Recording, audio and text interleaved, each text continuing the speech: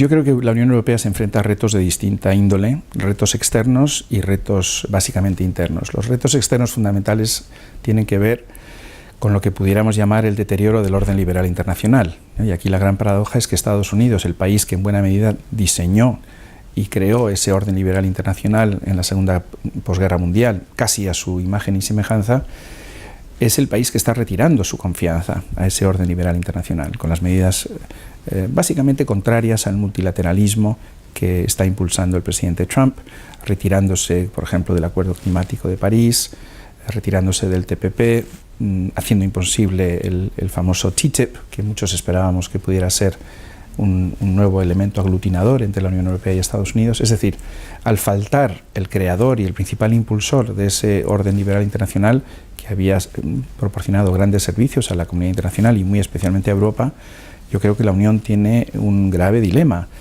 Es decir, cómo va a mantener los elementos básicos de ese orden liberal internacional sin la concurrencia y el apoyo de Estados Unidos.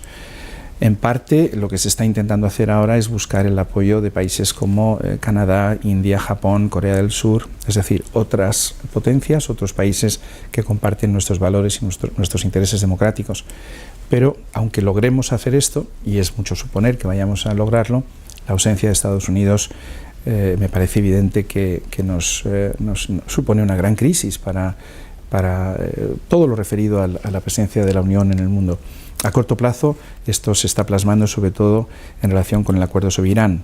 La gran duda aquí es si Europa se va a mantener unida en defensa del acuerdo nuclear con Irán y, de hecho, incluso en el caso de que se mantenga unida, existen serias dudas sobre la posibilidad de mantener en vigencia ese acuerdo nuclear con Irán si Estados Unidos, digamos que hace todo lo posible por hundirlo, ¿no? Que por lo pronto, hoy por hoy parece ser lo que es lo que está haciendo, ¿no? Por lo tanto, primer gran reto internacional, ¿qué puede hacer Europa para sostener, para mantener vivo el orden liberal internacional del cual tanto nos hemos beneficiado? Decía Voltaire que, en broma, ¿no?, sobre el Sacro Imperio Romano, que ni era muy sagrado, ni era realmente un imperio, ni era romano. Bueno, pues hoy en día decimos casi en broma que el orden liberal internacional ni es muy ordenado, ni es muy liberal, ni es muy internacional. Bueno, quizás estamos condenados a un orden menos liberal y quizás también más modesto en sus fines y en sus objetivos. Yo creo que este es el principal reto externo, que tiene también que ver con muchos de los retos a los que nos enfrentamos internamente. Yo creo que el principal reto interno es el reto de la cohesión. Mi sensación es que la Unión Europea está muy dividida. Hay división entre los países acreedores y los países deudores, entre el norte y el sur, entre el núcleo más antiguo y algunos de los miembros más recientes, etc. Es decir, esta Europa ampliada de 28, aunque pronto seremos solo 27, está, yo creo, sometida a grandes tensiones, ¿no? Básicamente porque, bueno, se están poniendo de manifiesto ciertas diferencias importantes en lo que se refiere a nuestra visión sobre el proceso de integración europeo. Por lo tanto, grandes retos internos, también además de este reto externo global al que me he referido.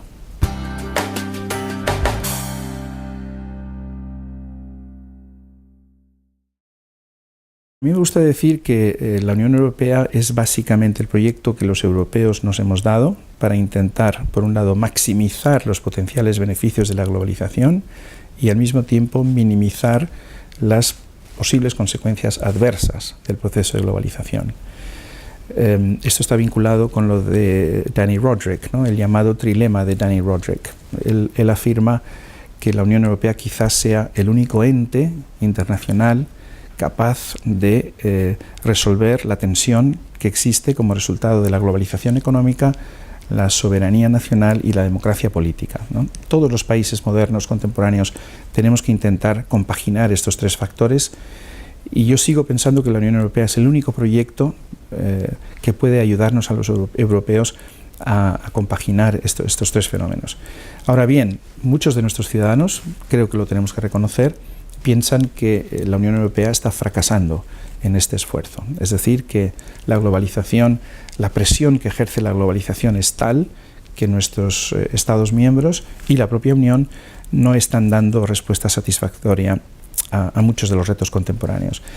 Y por eso yo creo que debemos hacer hincapié en la dimensión social. Es decir, para mí el gran problema que tiene la Unión es la deslegitimación de la Unión o la pérdida de credibilidad de la Unión a ojos de nuestros propios ciudadanos. Si la Unión no es vista como algo eficaz, legítimo y creíble por parte de una gran mayoría de nuestros ciudadanos, creo que el proyecto de integración europeo tendrá grandes problemas en el futuro. Y por lo tanto, mi propuesta concreta, que ya se está manejando, es la creación de un seguro de desempleo a nivel europeo. Es decir, creo que es fundamental que el ciudadano medio, el español de la calle, digamos, entienda que la Unión Europea no solamente es un entorno que permite maximizar beneficios económicos a las grandes empresas, sean extranjeras o nacionales, sino que también permite garantizar unos mínimos niveles de vida, una mínima estabilidad y cohesión social.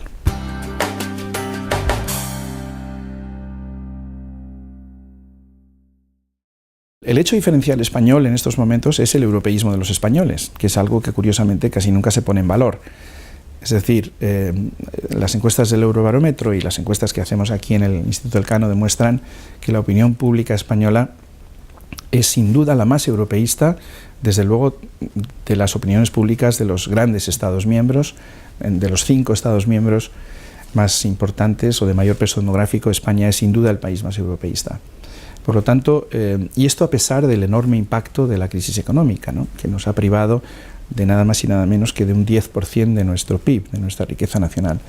Por lo tanto, si a pesar de la crisis los españoles siguen creyendo y apoyando el proceso de integración europeo, esto es algo que hay que poner en valor. En segundo lugar, yo creo que hay que reequilibrar digamos, la correlación de fuerzas actual en el núcleo duro de la Unión, es decir, yo creo que España debería apostar por algunas de las iniciativas que ha planteado el presidente de Francia, el presidente Macron. De hecho, tanto Francia como Alemania también están esperando que España se muestre más proactiva, porque a ninguno de los dos les hace especial ilusión estar solos con el otro. Es decir, la existencia de un tándem franco-alemán, que además, aunque sea suficiente, aunque sea necesario, ya no es condición suficiente para garantizar el éxito del proceso de integración, es visto por ellos mismos cada vez más como un problema y no como una ventaja. Por lo tanto, España, que ha estado en cierta medida pues un poco ausente, fundamentalmente debido a la magnitud de la crisis económica, creo que debe empezar a hacer sentir su voz, a hacer oír su voz. No soy partidario de un directorio A3, creo que eso es poco compatible en el fondo con el espíritu europeo. Yo creo que a España le ha ido bien siempre cuando la Unión ha tenido una comisión fuerte, pero también cuando había unos acuerdos mínimos entre los grandes Estados miembros como son Francia y Alemania. Dada la situación política en Italia, donde por primera vez tenemos un gobierno que no solamente es disfuncional, sino que además es abiertamente euroescéptico y quizás incluso hostil a muchas de las políticas que yo creo que la mayoría de los españoles esperan ver emanando de Bruselas, pues yo creo que en este nuevo contexto España tiene la posibilidad de hacer lo que hacía con tanto éxito en los años finales de los 80-90, que es europeizar el interés nacional a través de propuestas que pueden ser de interés para otros muchos Estados miembros.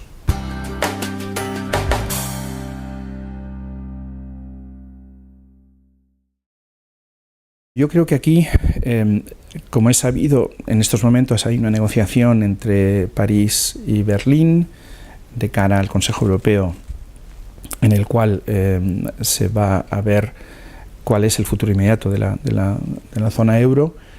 El gobierno anterior, digamos que había optado por presentar unas iniciativas, una postura bastante modesta, quizás curándose en salud, sabiendo que el resultado iba a ser efectivamente bastante modesto.